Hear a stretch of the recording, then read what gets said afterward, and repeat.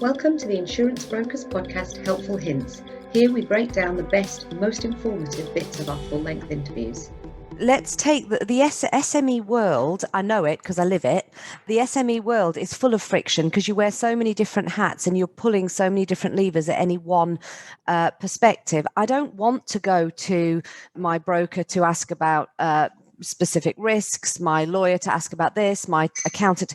And if I could have a cohesive, frictionless approach to the business strategy and sort of the fundamental parts that I need to cover off, that has value, particularly in the world that we are going into over the next 5 to 10 years. And what I mean by that is buyer behavior's changed. Yeah. If you think of, my kids, it's just ridiculous. I remember my daughter walking up to the TV and trying to swipe it.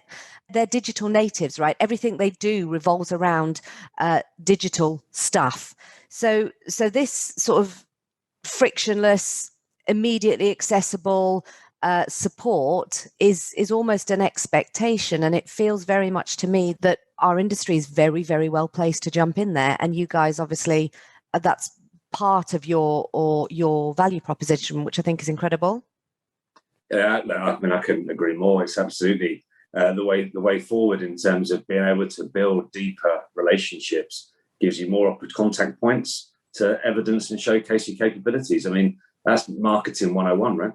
Absolutely. We've been speaking to somebody very recently about moving the sort of business operation out of silos and into, again, the cohesive sort of approach to, I don't want to say selling, but to supporting your customer, because I think that's much more what everybody's about now.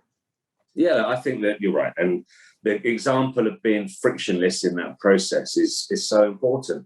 We are dealing with, as an industry, a whole variety of challenges, right? We just end up dealing with it as a provider at the point where financially it's affected them, right?